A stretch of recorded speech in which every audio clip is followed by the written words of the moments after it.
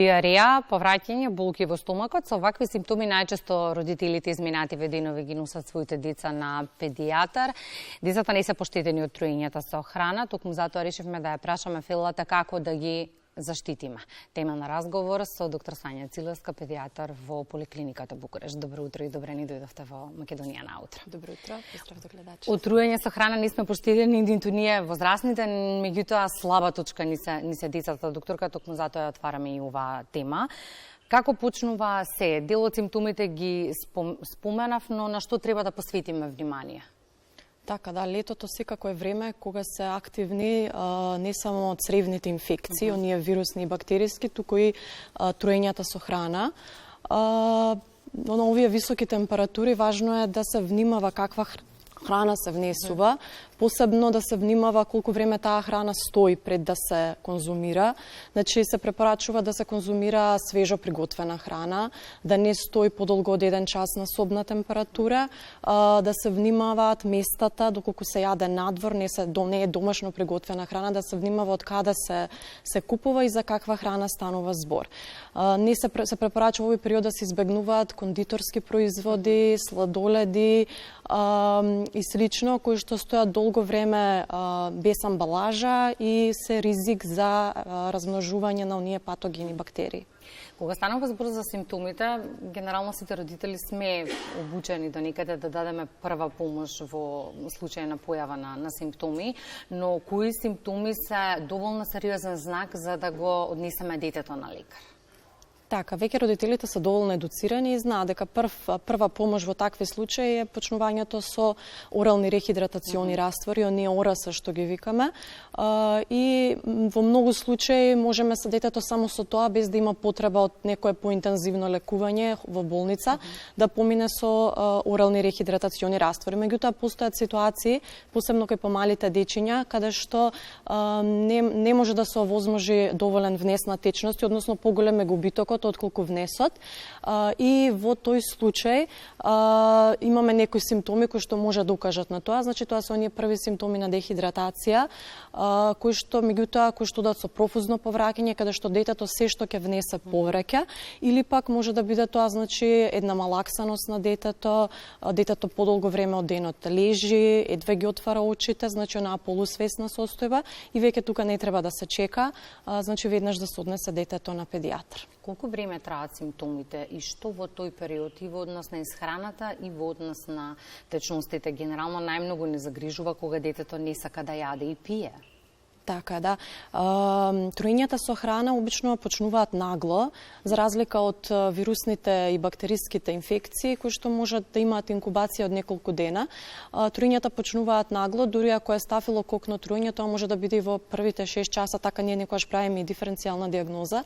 Во првите 6 часа од конзумирање на таа храна која што го предизвикала тоа труење, и обично одат со нагли симптоми, значи повраќање и диареја. Доколку пак станува збор за инфекции вирусни и бактериски, цревни инфекции, тогаш тоа може да трае инкубација од неколку дена, па прво може да почне со температура, со болка во стомачето, значи така некои неспецифични симптоми, па да почнат оние диареја и повраќање. Симптомите, зависно дали станува збор за труење или за инфекции цревни, можат да траат зависно од 3 до 5 дена.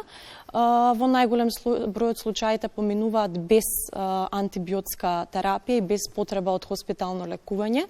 Меѓутоа, во некои случаи, поретки за среќа, може да предизвикаат и екстрацревни компликации, каде што и детето може да има потреба и од интензивно лекување. Златно правило е пред да се патува и во текот на летниот период се користи пробиотик. Сега и тука сакам да продискутираме колку пробиотиците се секогаш решение, колку правилно ги дозираме, колкав е временскиот период кога треба да ги даваме и дали едноставно се секогаш добри. Да, така е. Пробиотиците, сега имаме за среќа на пазарот многу различни комбинации на пробиотици. Најдобри се оние мултистрейн, значи со повеќе соеви на бактерии, од кои што има повеќе соеви на лактобацили, на бифидум бактерии.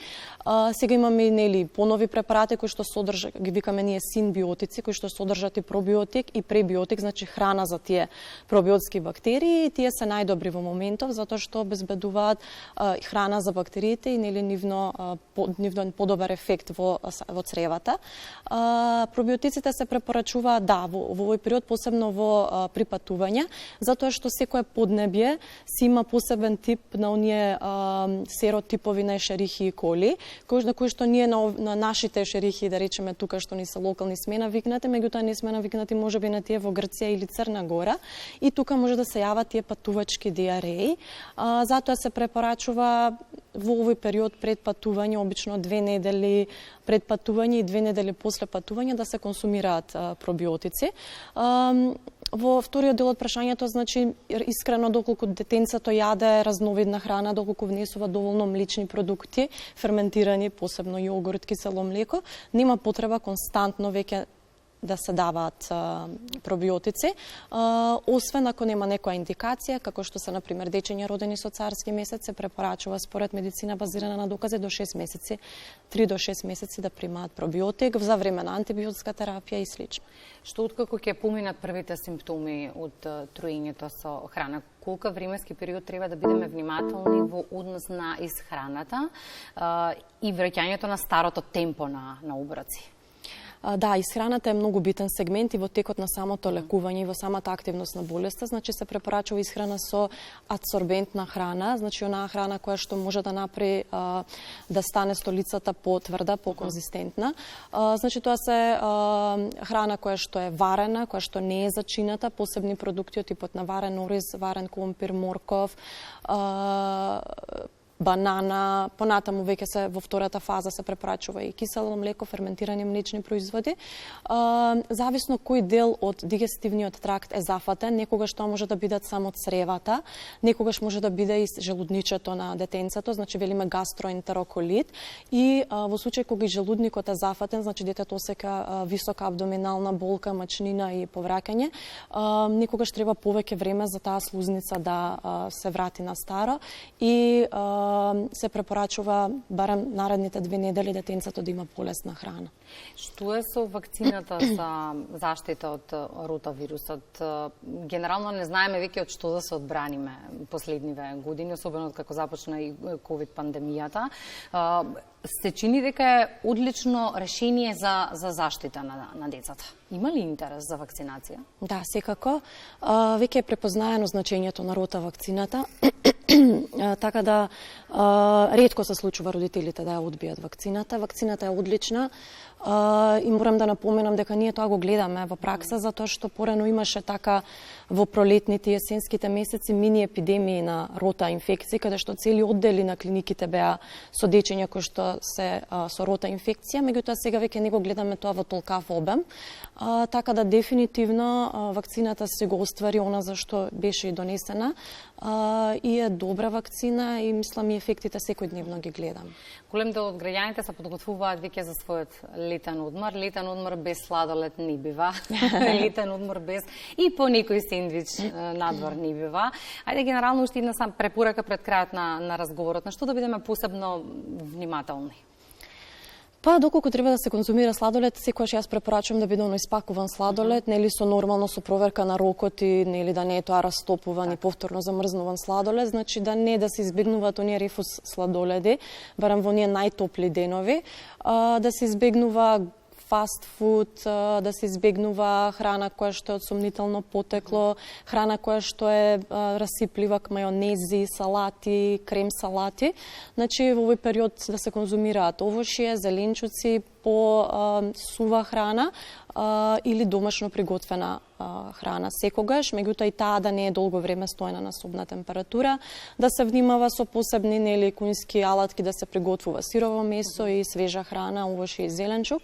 И на тие работи треба доволно да се внимава секако за цревните инфекции, да напоменеме дека тоа се фекоорални инфекции или болести на нечисти раце, значи да се опоменува дечињата редовно да си мијат раце и секако мој совет е секогаш кога одат било каде, дури и во Охрид, да пијат дечињата флаширана вода. Ви благодарам многу за советите и за гостувањето во Македонија. Тоа секако беа добре дојдени во овој период од годината. Ви благодарам на поканата.